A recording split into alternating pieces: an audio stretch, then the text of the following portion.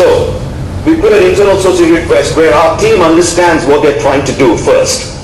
And once the team understands what they're trying to do, we send out an RFQ. Now RFQ is request for quote to the Chinese factories or any factories anywhere around. Request for quote is very simple. Do not overcomplicate this matter. Keep it very simple, what we call the KISS philosophy. K-I-S-S, KISS. Keep it simple, stupid. Do not make it more complicated. Don't try software, don't try anything else. Keep it very simple in an Excel spreadsheet. It's a simple Excel sheet which goes to every Chinese supplier, or maybe select maybe 8 or 10 or 5 or 6.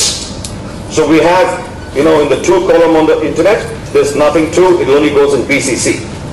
So 8 suppliers, 1 email goes to all of them. They all get this attachment with an introduction email which has got these details.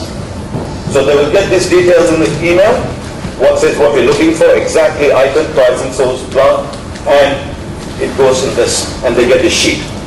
All the suppliers fill this sheet and send it back to us within 24 hours. And we tell them to send it back within 24 hours because timing is critical. We have to get back to a client within 48 hours. It's what we call speed to trust. If a client has an inquiry, you get back to him within 48 hours. So timing is very important.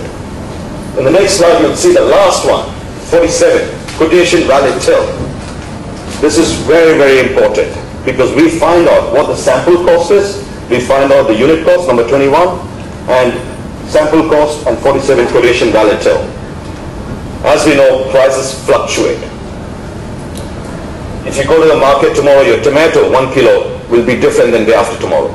And what's this in the global market? It changes all the time. It fluctuates all the time. So if he tells you it's valid for 7 days, it is valid for 7 days, it's not valid for 14 days. One of the other stories that I hear from India, they get a lot of inquiries to get answers back immediately. Please tell us, what is happening, how much it is, what is it, tell us now, tell us now, tell us now. And once they send the reply back, they don't hear from him again for 30 days, 45 days. Because the client has gone overseas, or he's gone on a holiday, or his boss is not there, or his boss's grandmother's gone away, or something like that. And finally he gets a purchase order after 45 days. So as a trader, you're very happy you got a purchase order. And you take the purchase order and you call up the supplier and you say, hey, we'll up with the deposit. The supplier said, no. Like he said, no, price has changed. Because you did not do your homework and cross-check with him again, what was the price valid till?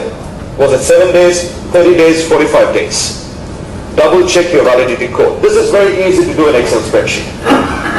So what happens is once we receive the information back, within the 48 hours or 24 hours, we've told them to get us back. We do not confuse the lowest price with the highest value. We do not confuse that. We actually read it quickly.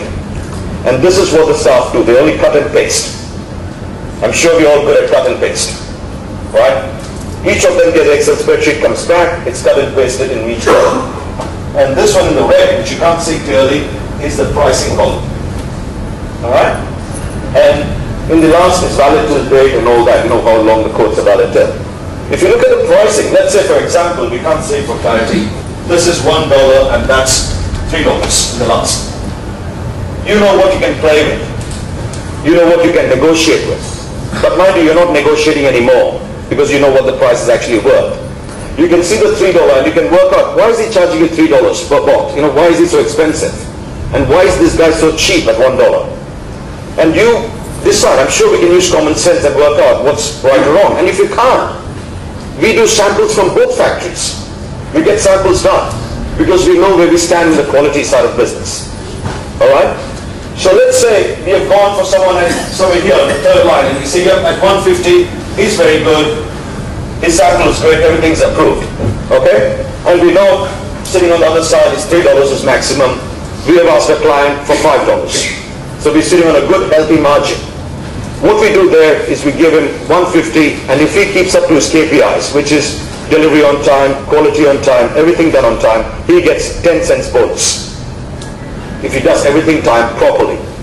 30% down payment, 70% on finishing, quality control, everything done, he gets 30% bonus, 10 cents bonus. Won't the factory be happy? Think about it. He asked you for 150, you're giving him 160. Right? You've changed the whole dynamics because you have done your research. So instead of just calling one factory and asking prices, you've got 10 factories. But just one Excel spreadsheet sending across to all these guys. So you have done your research, you got your pricing back, it puts you in a very strong position. Right? Do not negotiate still. Do not negotiate. Give him his pricing. He's asked you for 150, give him 150. Give him 10 cents bonus. He will be very happy. Then he will do your business and he'll do your job on time. So once again, what I said back before, do not confuse lowest price with the highest value.